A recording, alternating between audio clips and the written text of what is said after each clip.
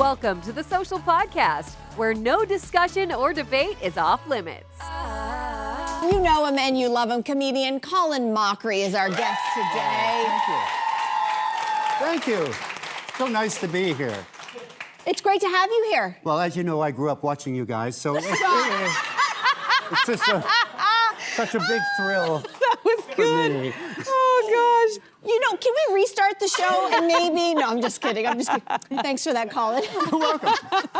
Okay, as we do all know, everybody, today is Remembrance Day, and we want to make sure we take this moment to reflect on the courage and the sacrifice of all of those who fought for the freedoms that we cherish and enjoy, quite frankly, today. And for those who continue to serve and keep our country safe, all we have to say is, we thank you. Thank you.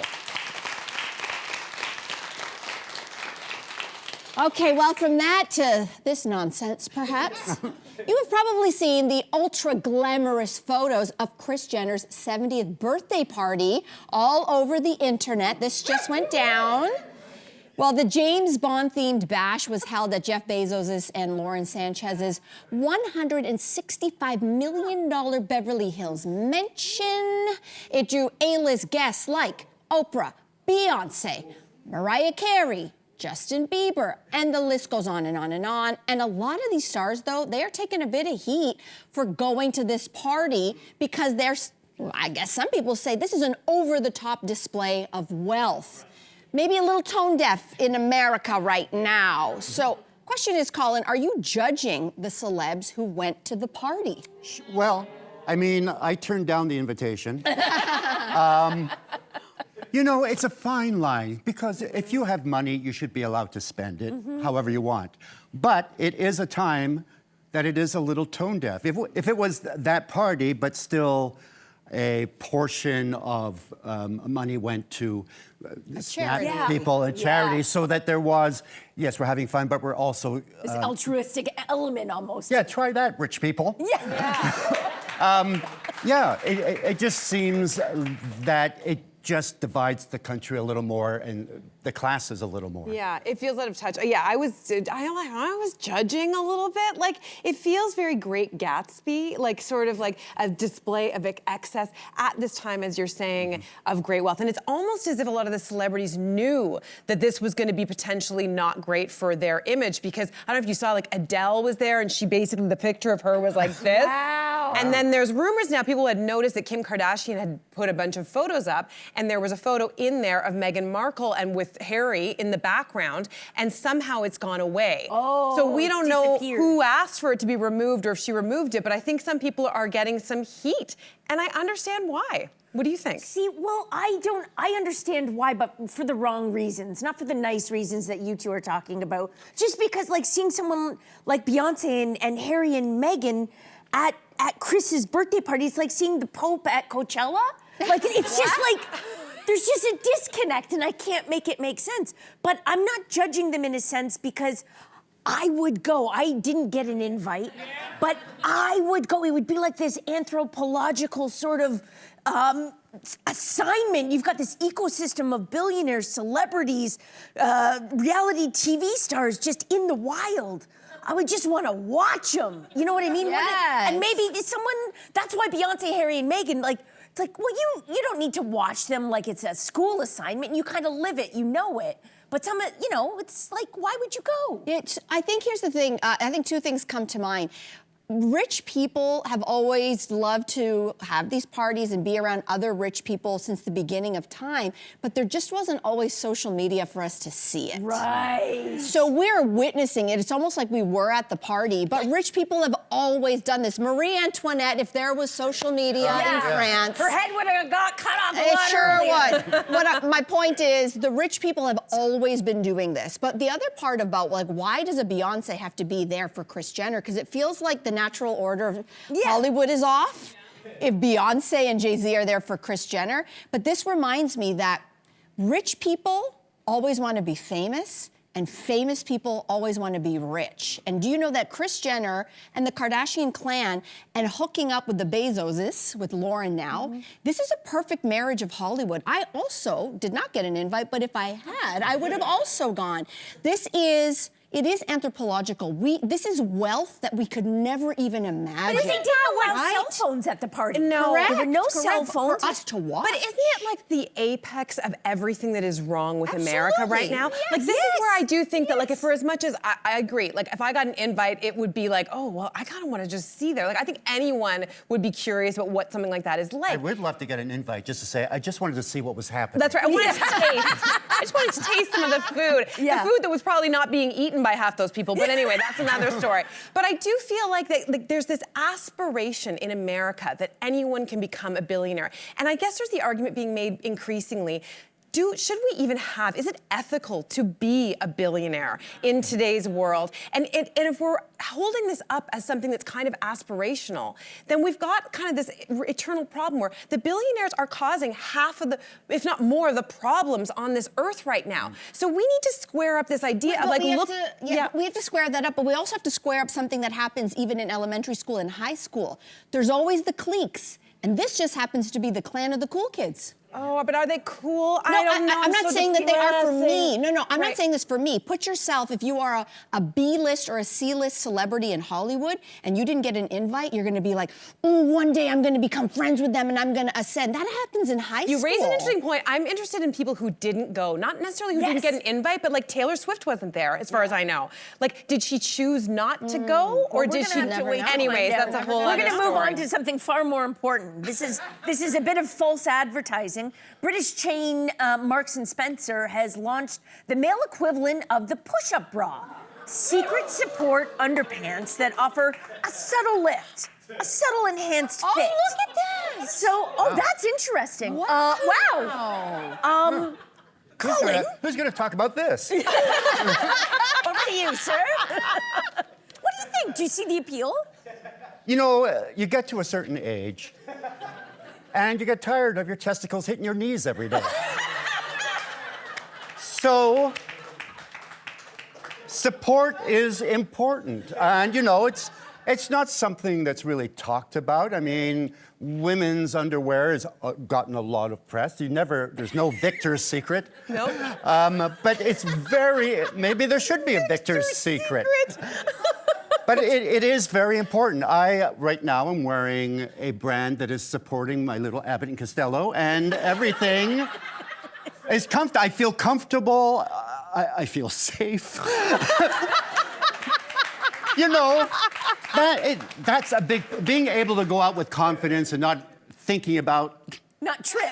Yes. Like, what did I just step on? Oh, God. No, you flatter me, but but yeah, I think it's great, and I wish more stores would put more thought into men's underwear. Sure. For you, it's more about support and less the enhancement part. It's not like the push-up bra. It's more like a bra just so you don't get a rash or it's the support aspect. Yeah, it's the support. For me, it's the support. I'm not, at this point, I'm not looking to impress anyone. I'm happily married to Deb. She loves me. She knows what's in her little package. So, sorry, hon.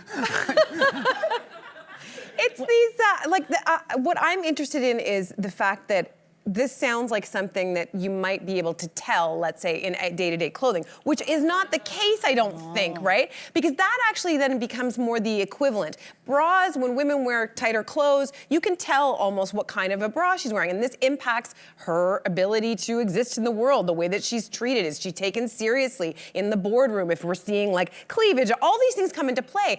And men still... Is that a thing? Of course it's a thing. No, I'm saying when you look at a guy, you say...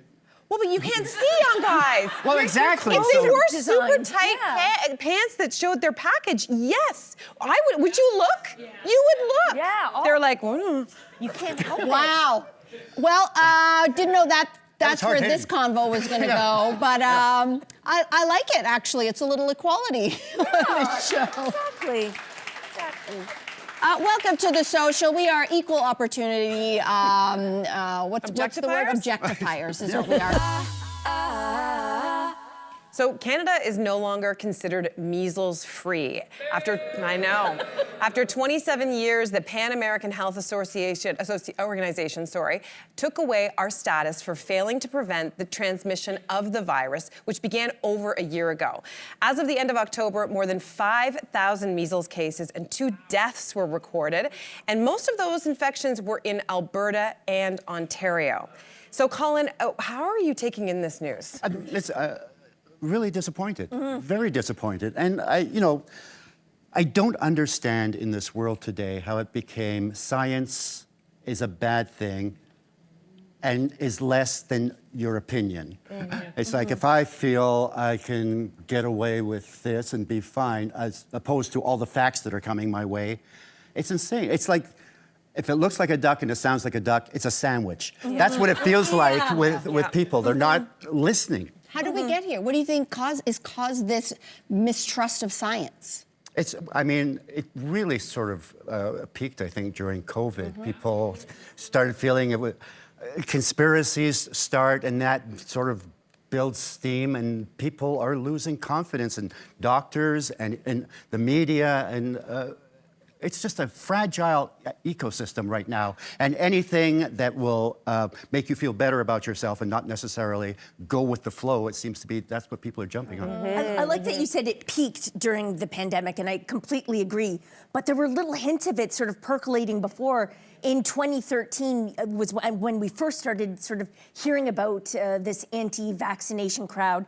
And there was a 2014 study that I've cited before that took my breath away when I first read it, that found that the more someone believed in conspiracy theories, the more likely they were to take vitamins and supplements, and the less likely they were to wear sunscreen or get a flu shot. And I think within that study, there's this very sort of evidence of that ecosystem of which you're speaking. Like, that is how it sort of starts.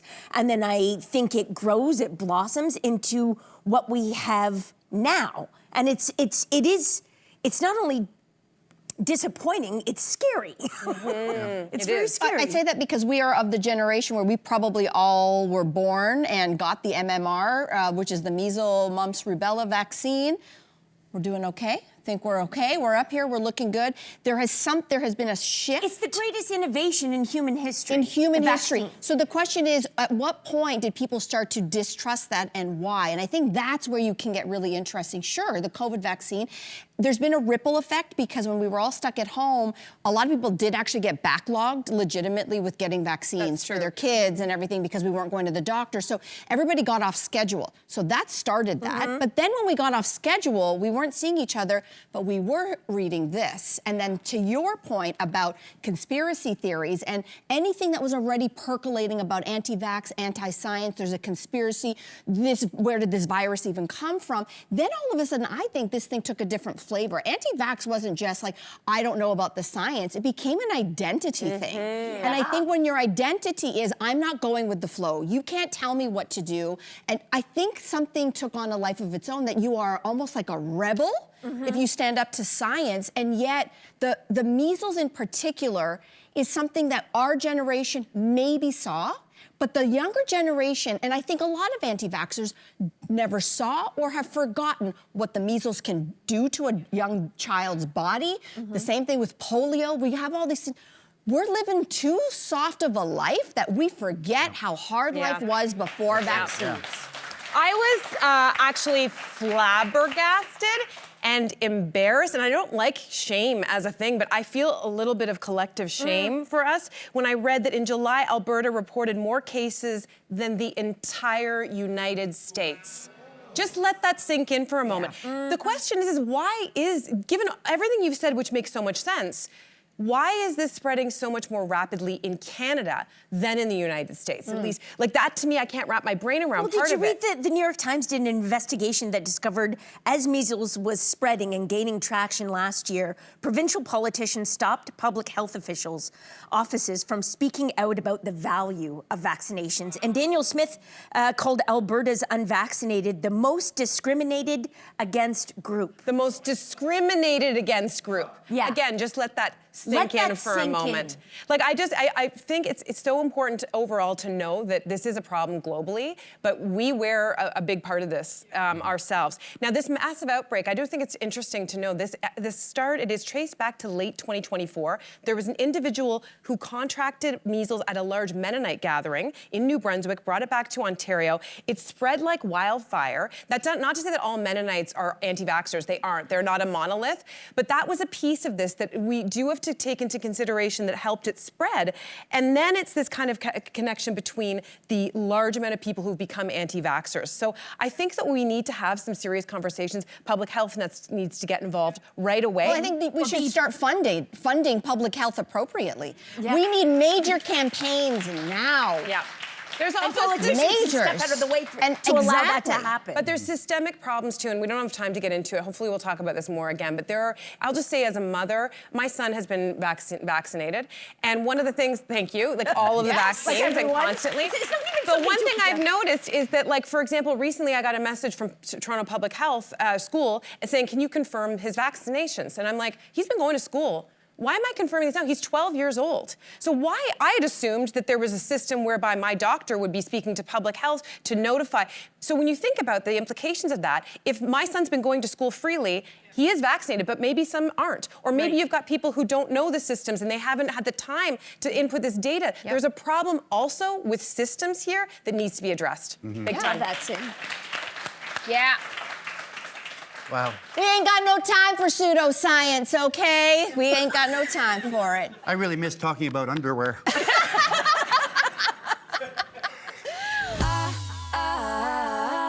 Okay, so a woman posted on Reddit feeling resentful that her out-of-work husband turned down a job because it paid $30,000 less than his former salary.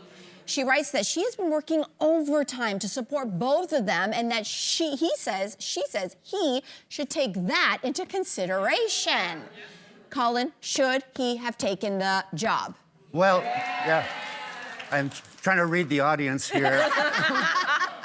I do believe he should have taken the job. You know, when you're married, part of it, you're a partnership and you're working together.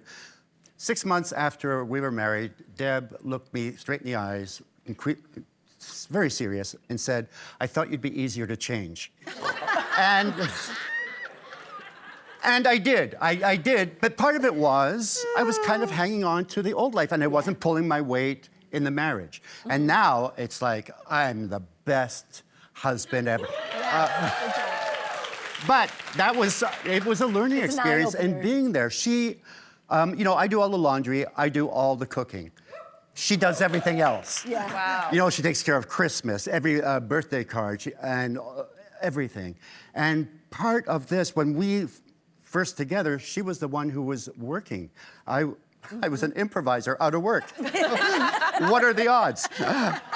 So my job was to take care of our child and the house and pick up the slack, and that's what you're supposed to do. Yeah. Yes, to me, this story, that's beautiful. To me, this says one thing. He's putting ego over empathy. Yeah. And this is why we know, you know this, that the majority of marriages that break up, it's over money. But it's over dumb guys like this sometimes. You get into a marriage as a partnership, and the fact is, I think he's letting his ego run the show. And also, how can you not see that she is struggling financially? They are struggling financially. She says she comes home and she is wiped. She's making $19 an hour to try to support both of them. Yes. And he's turning down a job. It's $30,000 less than my $90,000 job. He's not only just turning down the job, he's not picking up the slack like you did. Yeah. He's not cleaning. She's still coming home after working 16-hour shift in some cases and making dinner. No, he sounds like, I mean, lose this guy. In this situation, obviously, there's one answer to this. Yeah. Having said that, well, I don't know. She's, you know, make him take this job. But I think is a scenario whereby I definitely have been in this situation, I'll just say, where Jason, for example, he works freelance, and he's a director of photography, so he does camera work, and his his passion is working in film and episodic television, and that's what he does. But oftentimes he would get offered for jobs for like a reality show or a documentary, and there's nothing wrong with any of that. And he had to explain to me at one point, he's like, if I keep taking those jobs, I won't be considered for these other kinds of jobs because they'll see me as this type of a worker. Yeah. And so it was actually a really, really thoughtful, and like, it wasn't like he was trying to shirk duties, but I do think there's a world in which there can be choice made as long as you're not struggling and as long as one person's not pulling the full weight. Yeah. Absolutely. We talked to you about it. Yeah, exactly. Yeah. You talked There's about no it. way she is not going to feel resentment at some point if she's not already feeling it. And yeah. She's got one foot out the door. Yeah. Do you know that my partner Simon has been, he's a screenwriter, you know, they're high in demand right now. And he's been without a job for, I'd say, 9 months. And he has been applying for jobs, several jobs, he's gotten one call back. And then now he's at that stage where he's like, okay, do I take a retail job? There's nothing against retail, but that's not where he thought he would be at 42. And it's doing a lot to his mind. And I'm actually the one who has said, no, don't take the job. And it's because I don't know if, obviously I want him to find gainful employment, but what that little extra money could bring to our family, I think what we would lose, which is selfishly a clean home. I come home to dinner, everything's taken care of. And for like that little, like we're getting by, we're, you know, everything, the credit card's getting paid, so right now everything's okay.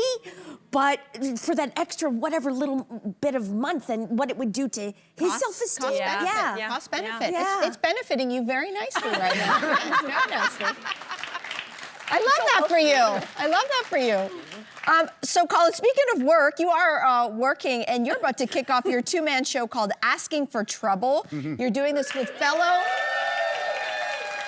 I love it. Fellow improviser Brad Sherwood, and you and Brad, you improvise new material from audience suggestions and participation every single night. There is no script to this show, which for people like us makes us go, what? So is it ever terrifying to walk out there that you don't actually have a plan for your show every night? It is the most, well, I'm going to need help here, but it's the most relaxed I am in my life.